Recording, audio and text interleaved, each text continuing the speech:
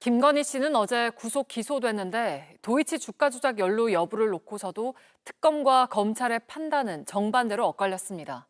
특검이 수사 개시 2달도 안 돼서 통화 녹취 등 결정적인 증거를 내세워 기존의 불기소 처분을 뒤집은 겁니다.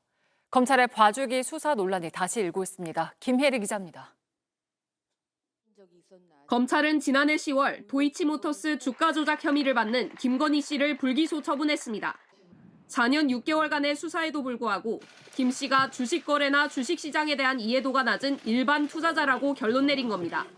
피의자가 주범들과 시세조정을 공모하였다거나 그들의 시세조정 범행을 인식 또는 예견하면서 계좌 관리를 위탁하거나 직접 주식 거래를 하였다고 보기 어려워. 하지만 김건희 특검팀은 수사 개시 59일 만에 판단을 뒤집었습니다. 김 씨가 단순히 돈을 댄 전주가 아니라 공범들과 주가 조작에 적극 가담해 8억 1천만 원 상당의 부당이득을 얻었다고 특정했습니다. 여기엔 김 씨가 미래에셋증권 직원과 통화한 녹음 파일이 결정적인 증거로 작용했습니다. 해당 녹취엔 주가 조작 주도 세력에 일단 40%를 주기로 했다는 김 씨 육성이 담겼습니다. 김 씨는 6대 4로 나누면 저쪽에 얼마를 줘야 하는 거냐, 거의 2억 7천만 원을 줘야 하는 것 같다며 구체적인 금액까지 말했습니다. 특검은 김 씨가 통화 당일 은행 계좌에서 2억 7천만 원을 수표로 인출한 사실도 확인했습니다. 시세 조종을 사전에 인지하고 수익 배분을 실행하려 한 정황까지 파악한 겁니다. 문제의 통화 녹취는 지난 4월 가동된 재수사팀이 새로 확보한 증거입니다. 기존 검찰 수사팀은 관련 녹음 파일이 없다는 미래에셋 측 회신에 추가 자료 요구를 하지 않았습니다. 검찰은 지난해 7월 김 씨를 검찰청으로 소환하지 않고 제3의 장소에서 출장 조사를 해 특혜 조사 논란이 일기도 했습니다. 법불악이라는 말씀을 드렸습니다. 그러나 대통령 부인 조사 과정에서 이러한 원칙이 지켜지지 않았고 검찰의 봐주기 수사에 대한 책임론이 불가피하다는 지적이 나옵니다. JTBC 김혜리입니다.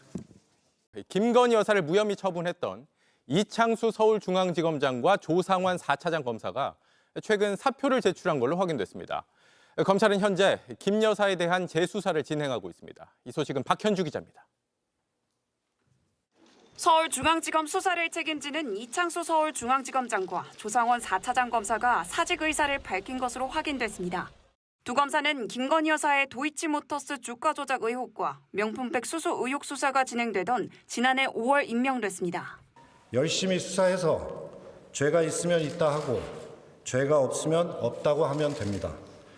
하지만 부임한 지 5개월 만에 주가 조작 사건에서 김 여사에 대해 무혐의 처분을 내렸고 주범들과 시세조정을 공모하였다거나 그들의 시세조정 범행을 인식 또는 예견하면서 계좌 관리를 위탁하거나 직접 주식 거래를 하였다고 보기 어려워. 김 여사 휴대전화는 물론 PC 기록 등을 확보하지 않았다는 지적이 제기되면서 공정성 논란이 일었습니다. 결국 서울고검은 고발인 항고를 받아들이고 전담수사팀을 꾸려 김 여사에 대한 재수사를 진행했습니다. 헌법재판소의 탄핵 기각에 따라 두 검사가 업무에 복귀한 지 한 달 만에 이뤄진 결정입니다. 이지검장은 김 여사의 명태균 공천 개입 의혹 수사도 지휘하고 있습니다. 두 사람의 사직서 수리 여부는 법무부가 최종 결정할 예정입니다. JTBC 박현주입니다. 심우정 검찰총장이 김건희 여사 수사가 이뤄지던 시기 김주현 당시 대통령실 민정수석과 비화폰으로 2차례 통화한 사실이 드러났습니다. 앞서 JTBC는 김 여사 수사가 논란이 될 때마다 윤석열 전 대통령이 박성재 당시 법무부 장관과 여러 차례 통화한 사실을 보도해드린 바 있는데 이런 통화들이 결국은 김 여사 수사를 막기 위한 거 아니었는지 특검이 시작되면 수사 대상에 오를 걸로 보입니다. 박현주 기자입니다. 심우정 검찰총장이 지난해 10월 김주현 당시 대통령실 민정수석과 비화폰으로 통화했던 것으로 드러났습니다. 첫 통화는 지난해 10월 10일 심 총장이 김 전 수석에게 12분 32초 동안 통화하며 이루어졌습니다. 다음 날 김 전 수석은 심 총장에게 전화해 통화가 11분 36초간 이어졌습니다. 그로부터 6일 뒤 검찰은 김건희 여사의 도이치모터스 주가 조작 의혹을 무혐의 처분했습니다. 바로 이 시기 명태균 씨는 김 여사의 공천 개입 의혹을 폭로했고 창원지검은 수사에 나섰습니다. 심 총장은 통화한 사실은 인정하면서도 사건 얘기는 하지 않았다는 입장입니다. 취임 초기 김 전 수석과 인사 차원에서 검찰 정책과 행정에 관한 통화를 했을 뿐이라는 겁니다. 또 도이치모터스 사건은 검찰총장의 지휘권이 배제돼 논의할 수 없고 공천 개입 사건은 오히려 수사팀을 강화했다고 밝혔습니다. 앞서 JTBC는 윤석열 전 대통령이 김 여사 수사의 주요 고비 때마다 박성재 전 법무부 장관과 최소 15차례 통화한 사실을 보도한 바 있습니다. 대통령이 법무부 장관과 통화한 시점과 수사기관을 담당하는 대통령실의 민정수석이 검찰총장과 통화한 시점이 일부 겹치는 겁니다. 명태균 게이트 수사가 본격화하던 시점에서 윤석열의 두 신복이 비밀리에 무엇을 논의한 것입니까? 김건희 특검을 맡은 민중기 특검의 수사 범위엔 수사 방해 의혹까지 포함됩니다. JTBC 박현주입니다.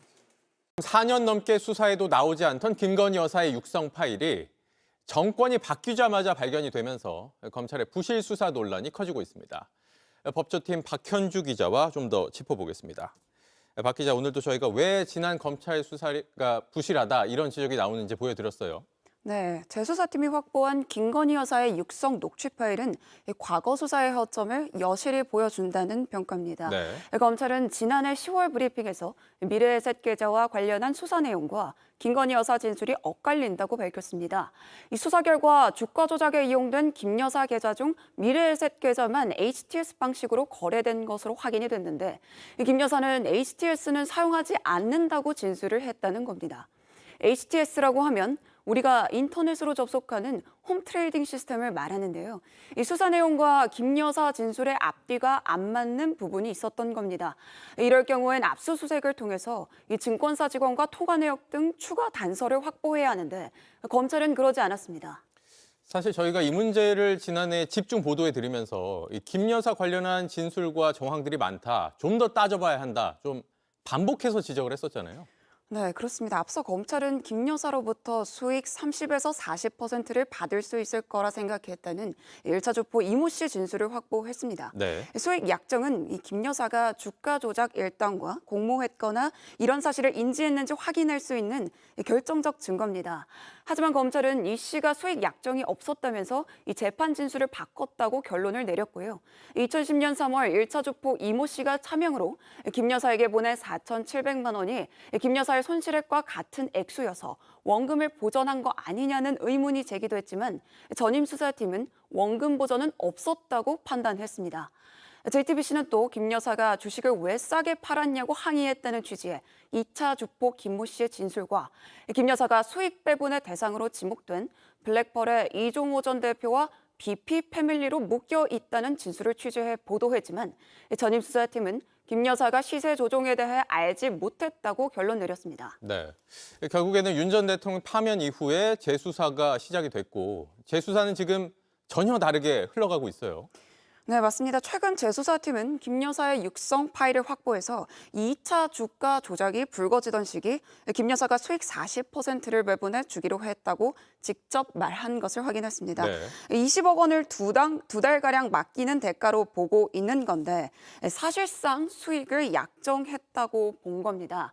재수사팀은 또 김 여사 육성을 듣고 이 조건이면 원금 보장과 담보도 제공받았을 수 있다는 2차 주포 김 씨의 최근 진술을 통해 원금까지 보전받을 가능성이 있다고 의심하고 있습니다. 또 김 여사와 증권사 직원의 통화 육성엔 도이치 주식 현황을 매번 보고받은 내용이 담긴 것으로 파악됐습니다. 주가 조작 일당에게 일임했다는 전임 수사팀의 결론과는 거리가 있습니다. 네. 이런 수사 결과를 토대로 재수사팀은 시세 조정을 몰랐다고 판단한 전임 수사팀과 달리 김 여사가 주가 조작을 알고 있었던 것으로 의심을 하고 있습니다. 네. 이 때문에 이 검찰의 부실 수사 논란, 이것 역시 특검을 통해서 좀 밝혀내야 하는 거 아니냐, 이런 지적이 나오고 있어요. 네, 오늘 김건희 특검은 도이치 전 수사팀도 수사 대상에 해당하는지 묻는 질문에 이렇게 답했습니다. 그 부분은 쟁점과 사안을 파악한 다음에 같이 논의해서 결정할 예정입니다. 김 여사에 대한 무혐의 처분은 사건이 접수된 지 4년 6개월이 지나서야 나왔는데요. 조사 과정에서 당시 수사팀은 휴대폰을 반납하고 김 여사를 방문 조사해 특혜 논란도 일었습니다.